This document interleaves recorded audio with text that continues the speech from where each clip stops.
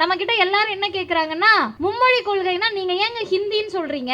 அது தெலுங்கா இருக்க கூடாதா? அது மலையாளமா இருக்க கூடாதா? அது ஜெர்மனா இருக்க கூடாதா? பிரெஞ்சா இருக்க கூடாதா? நீங்க மட்டும் ஏன் தீகாக்காரவங்க தமிழ்நாட்டுல இருக்கக்கூடிய இந்தியா கூட்டணி சரியா அது ஹிந்தின்னு சொல்றீங்கன்னு நம்ம இன்னும் ஒரு படி மேல போய் சொல்றோம். இது ஹிந்தியே அல்ல, சமஸ்கிருத திணிப்பு தான். ஹிந்தியை நீங்க முன்னோட்ட விட்டு பாக்குறீங்க. ஏங்க ஹிந்தி படிக்கணும் அப்படின்னா நிறைய காரணம் சொல்றாங்க. நான் சுருக்கமா சொல்றேன். அவங்க சொன்ன காரணம் தான், நாம சொல்லல. நம்ம ஏன் தமிழ் படிக்கணும் காரணத்தை சொல்றதுக்கு முன்னாடி அவங்க ஹிந்தி படிக்க காரணம் சொன்னாங்க. இளைஞர்கள்லாம் பார்த்திருப்பீங்க. ஏக் பிளேட் பானிபூரி தேக்கோன்னு கேட்கணுமா ஒரு அம்மா சொல்லுது, பிஜேபியில் இருக்க அம்மா. இன்னொரு அம்மா சொல்லுது, நீங்க வட இந்தியாவுக்கு போய் டெல்லியில இறங்கிட்டு ஆட்டோ கார்ட்ட வழி கேட்கணுமா, ஹிந்தி படிக்கணுமா. இன்னொருத்தர் அதுக்கும் மேல போய் சொல்றாரு, இங்க இருக்கக்கூடிய மெஸ்ல எல்லாம் தமிழ்நாட்டுல ஹிந்திக்காரங்க வேலை பார்க்கறாங்களாம். அந்த ஹிந்திக்காரங்க கிட்ட போயிட்டு ஹிந்தியில பேசினா எக்ஸ்ட்ரா கெட்டி சட்னியும் சாம்பாரும் தருவாங்களாம். இது நான் சொல்லல, அவங்க சொன்னது. இன்னொன்னு சொல்றாங்க, வட இந்தியால போய் யாராவது பெண்களை பாலியல் வன்கொடுமை செய்ய வந்தா அவங்களை திட்டுறதுக்கு உங்களுக்கு ஹிந்தி தெரியணும். அப்ப ஒத்துக்கிறாங்க. பிஜேபி ஆளக்கூடிய மாநிலத்துக்கு போனா பெண்களுக்கு பாதுகாப்பே இருக்காதுன்றத ஒத்துக்கிறாங்க.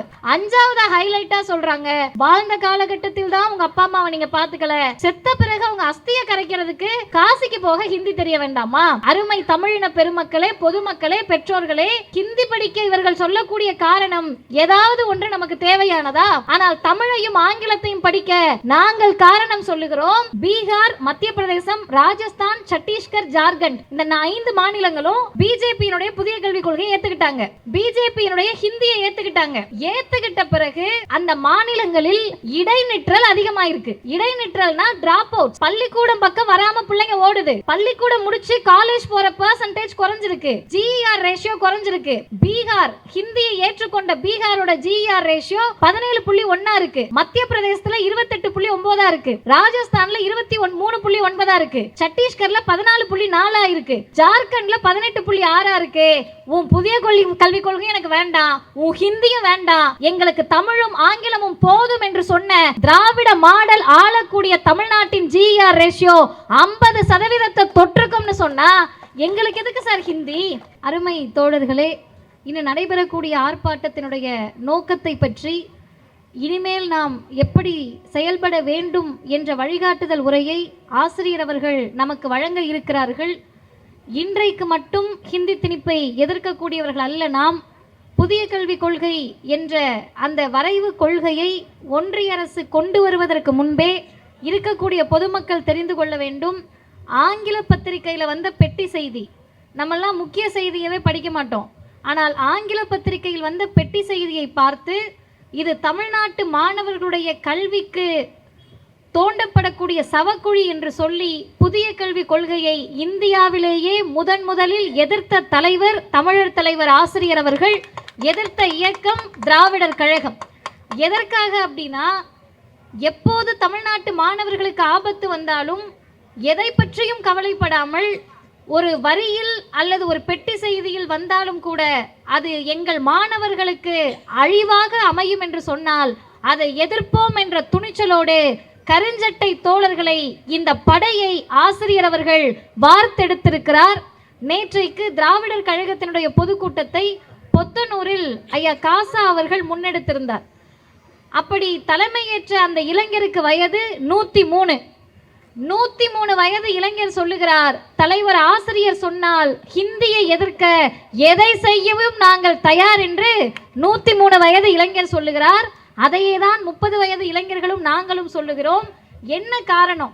ஏன் ஹிந்தியை எதிர்க்கணும், ஏன் புதிய கல்விக் கொள்கை எதிர்க்கணும்னு சொன்னா, உடனே நம்ம கிட்ட கேட்கக்கூடிய கேள்வி, மற்ற மாநிலங்கள் அமைதியா தானே இருக்கு. ஒன்றிய கல்வித்துறையுடைய அமைச்சர் தர்மேந்திர பிரதான் நம்ம கிட்ட அதை தான் கேட்டாரு. Why தமிழ்நாடு alone resisting அப்படின்னாரு. ஏன் தமிழ்நாடு மட்டும் தடுக்கிறீங்க, எதிர்க்கிறீங்க? மும்மொழி கொள்கையை ஏத்துக்க வேண்டியதானே, புதிய கல்விக் கொள்கையை ஏத்துக்க வேண்டியதானே? அதுக்கு நீளமா நம்ம பதில் சொல்ல வேண்டாம். ஒரே பதில், ஏன் தமிழ்நாடு மட்டும் எதிர்க்கிறது என்று சொன்னால், இது தமிழ்நாடு, அதனால் அதை எதிர்க்கிறது. இது பெரியார் நாடு, தந்தை பெரியாருடைய மண்.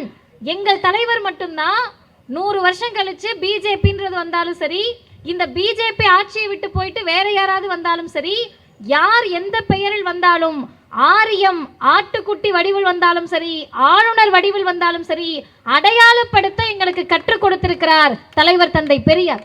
அந்த வகையில் தான் நம்ம கிட்ட எல்லாரும் என்ன கேட்குறாங்கன்னா, மும்மொழி கொள்கைனா நீங்க ஏங்க ஹிந்தின்னு சொல்றீங்க? அது தெலுங்கா இருக்கக்கூடாதா? அது மலையாளமா இருக்கக்கூடாதா? அது ஜெர்மனா இருக்கக்கூடாதா? பிரெஞ்சா இருக்கக்கூடாதா? நீங்க மட்டும் ஏன் தீகாக்காரவங்க தமிழ்நாட்டில் இருக்கக்கூடிய இந்தியா கூட்டணி சரியா அது ஹிந்தின்னு சொல்றீங்கன்னு நம்ம இன்னும் ஒரு படி மேலே போய் சொல்றோம். இது ஹிந்தியே அல்ல, சமஸ்கிருத திணிப்பு தான். ஹிந்தியை நீங்க முன்னோட்டம் விட்டு பாக்குறீங்க, நூல் விட்டு பாக்குறீங்க. ஹிந்தியை ஏற்றுக்கொண்டால் அது சமஸ்கிருதத்துல தான் போய் முடியும்.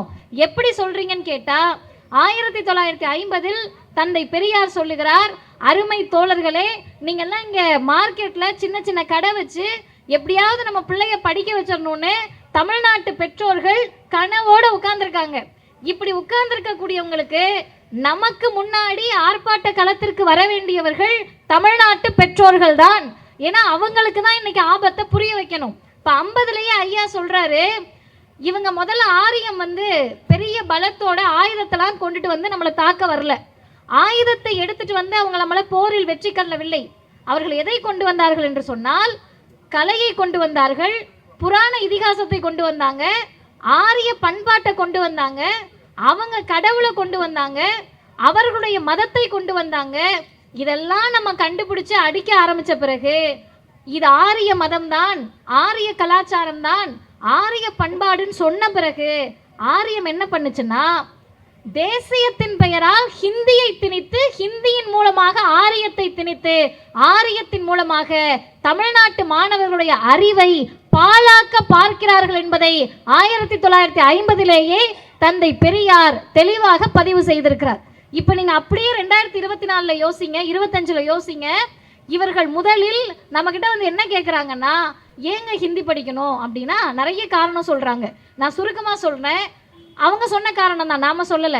நம்ம ஏன் தமிழ் படிக்கணும் காரணத்தை சொல்றதுக்கு முன்னாடி அவங்க ஹிந்தி படிக்க காரணம் சொன்னாங்க. இளைஞர்கள்லாம் பார்த்துருப்பீங்க, ஏக் பிளேட் பானிபூரி தேக்கோன்னு கேட்கணுமா ஒரு அம்மா சொல்லுது, பிஜேபியில் இருக்க அம்மா.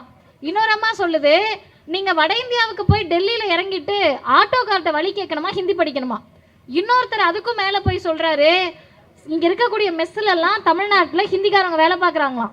அந்த ஹிந்திக்காரங்க கிட்ட போயிட்டு ஹிந்தியில பேசினா எக்ஸ்ட்ரா கெட்டி சட்னியும் சாம்பாரும் தருவாங்களாம். இது நான் சொல்லல, அவங்க சொன்னது. இன்னொன்று சொல்றாங்க, வட இந்தியாவில் போய் யாராவது பெண்களை பாலியல் வன்கொடுமை செய்ய வந்தா அவனுங்களை திட்டுறதுக்கு உங்களுக்கு ஹிந்தி தெரியணும். அப்போ ஒத்துக்கிறாங்க, பிஜேபி ஆளக்கூடிய மாநிலத்துக்கு போனா பெண்களுக்கு பாதுகாப்பே இருக்காதுன்றதை ஒத்துக்கிறாங்க. 5வது ஹைலைட்டா சொல்றாங்க, வாழ்ந்த காலகட்டத்தில் தான் உங்க அப்பா அம்மாவை நீங்க பாத்துக்கல, செத்த பிறகு அவங்க அஸ்தியை கரைக்கிறதுக்கு காசிக்கு போக ஹிந்தி தெரிய வேண்டாமா? அருமை தமிழின பெருமக்களே, பொதுமக்களே, பெற்றோர்களே, ஹிந்தி படிக்க இவர்கள் சொல்லக்கூடிய காரணம் ஏதாவது ஒன்று நமக்கு தேவையானதா? ஆனால் தமிழையும் ஆங்கிலத்தையும் படிக்க நாங்கள் காரணம் சொல்லுகிறோம். இந்தியாவில் தமிழ்நாட்டிலிருந்து சென்ற ஓய்வு பெற்ற IAS அதிகாரி ஐயா பாலகிருஷ்ணன் சொல்லுகிறார், நான் தமிழ் வழி கல்வியில் தான் படித்தேன், BA தமிழ்ல தான் எடுத்தேன், MA தமிழ் தான் எடுத்தேன், IAS பரீட்சையும் தமிழ்ல தான் எழுதினேன், ஒரிஷாவில் IAS இருந்தப்பையும் எனக்கு தமிழ் ஆங்கிலம் தான் தெரியும். நான் ஓய்வு பெற்ற பிறகும் கூட என்னை அனுப்பி வைக்காமல் அங்கிருந்த முதலமைச்சருடைய தனி அதிகாரியாக இருந்தேன். இந்திய தேர்தல் ஆணையத்தில் 3 முறை வேலை பார்த்திருக்கிறேன், இதுவரை எனக்கு ஹிந்தி தெரியாது என்று அந்த ஓய்வு பெற்ற IAS அதிகாரி சொல்றார். இப்ப நம்ம எதுக்கு நம்ம பிள்ளைய ஹிந்தி படிக்க வேண்டாம்னு சொல்றோம்னா, ஹிந்தியில் ஒன்றும் கிடையாதுப்பா, நீ ஹிந்தியை படிச்சுக்கிட்டு வட இந்தியாவுக்கு போறது கிடையாது, ஆங்கிலத்தை படி, ஆங்கிலத்தில் அறிவியல் இருக்கிறது, ஆங்கிலத்தை படி, ஆங்கிலத்தில் படித்தால் நீ உலக நாடுகள் முழுவதும் போகலான்னு சொல்றோம். சரி, இதுல உங்களுக்கு ஹிந்தி வந்துட்டா தமிழ் அழிஞ்சிரும் பயப்படுறீங்களா? ஹிந்தி வந்துட்டா பிள்ளைங்கெல்லாம் படிக்க முடியாதான்னு பயப்படுறீங்களான்னு கேட்குறாங்க. 2 தரவுகளை மட்டும் சொல்லி நான் நிறைவு செய்கிறேன். ஹிந்தியை ஏற்றுக்கொண்ட மாநிலத்தினுடைய நிலை இன்னைக்கு என்னவா இருக்கு, இவங்களுடைய புதிய கல்விக் கொள்கை ஏற்றுக்கிட்ட மாநிலத்தோட நிலை இன்னைக்கு என்னவா இருக்குன்னா, 5 மாநிலங்களை மட்டும் நான் சொல்லுகிறேன். பீகார், மத்திய பிரதேசம், ராஜஸ்தான், சத்தீஸ்கர், ஜார்க்கண்ட், இந்த 5 மாநிலங்களும் பிஜேபியினுடைய புதிய கல்விக் கொள்கையை ஏற்றுக்கிட்டாங்க, பிஜேபியினுடைய ஹிந்தியை ஏற்றுக்கிட்டாங்க. ஏற்றுக்கிட்ட பிறகு அந்த மாநிலங்களில் இடைநிற்றல் அதிகமாயிருக்கு. இடைநிற்றல்னா டிராப் அவுட்ஸ், பள்ளிக்கூடம் பக்கம் வராம பிள்ளைங்க ஓடுது, பள்ளிக்கூடம் முடிச்சு காலேஜ் போற பெர்சன்டேஜ் குறைஞ்சிருக்கு, GER ரேஷியோ குறைஞ்சிருக்கு. பீகார், ஹிந்தியை ஏற்றுக்கொண்ட பீகாரோட GER ரேஷியோ 17.1 இருக்கு, மத்திய பிரதேசத்துல 28.9 இருக்கு, ராஜஸ்தான்ல 23.9 இருக்கு, சத்தீஸ்கர்ல 14.4 இருக்கு, ஜார்க்கண்ட்ல 18.6 இருக்கு. உன் புதிய கல்விக் கொள்கை எனக்கு வேண்டாம், உன் ஹிந்தியும் வேண்டாம், எங்களுக்கு தமிழும் ஆங்கிலமும் போதும் என்று சொன்ன திராவிட மாடல் ஆளக்கூடிய தமிழ்நாட்டின் GR ரேஷியோ 50% தொற்றுக்கும்னு சொன்னா எங்களுக்கு எதுக்கு சார் ஹிந்தி? வீட்டில் குழந்தை இருக்கு, 35 மார்க் எடுத்தா அம்மா மண்டையில கொட்டி அப்பா மண்டையில கொட்டி 55 எடு 65 எடு அப்புறம் 100 எடுன்னு சொல்லுவாங்க. ஏற்கனவே 100 எடுத்துக்கிட்டு இருக்க பிள்ளைய தலையில கொட்டி கொட்டி ஃபெயில் ஆகுன்னு சொல்லுவாங்களா? ஏற்கனவே தமிழ்நாடு 100ஆக இருக்கிறது, எங்களால இனிமே ஃபெயில் ஆக முடியாது. எங்களை இந்த மண், தலைவர் தந்தை பெரியார், இந்த இயக்கம் மிகப்பெரிய அளவிலே வளர்ந்து நிற்க வைத்திருக்கிறது. எந்த காரணத்திற்காகவும் நாங்கள் மீண்டும் இழிநிலையை சம்பாதிக்க மாட்டோம். மற்ற மாநிலங்கள் எல்லாம் படிச்சன்னா வேலைக்கு போலான்னு சொன்னாங்க, படிச்சன்னா காசு சம்பாதிக்கலான்னு சொன்னாங்க, படிச்சன்னா பெரிய பெரிய உத்தியோகத்துக்கு போலான்னு சொன்னாங்க, பொருளாதாரம் மேம்படும் சொன்னாங்க. ஆனால் இந்த இயக்கம் மட்டும்தான், தந்தை பெரியார் மட்டும்தான், திராவிடர் கழகம் மட்டும்தான் கல்வி கிடைத்தால் சுயமரியாதை வரும் என்று சொன்ன மண் தமிழ்நாடு. அந்த சுயமரியாதை உணர்வோடு ஹிந்தியை எதிர்க்கிறோம். தலைவர் ஆசிரியர் கட்டளையிட்டால் எதையும் செய்வதற்கு இந்த படை தயார் தயார் என்பதை சொல்லி நிறைவு செய்கிறேன். வாழ்க பெரியார், வளர்க பகுத்தறிவு.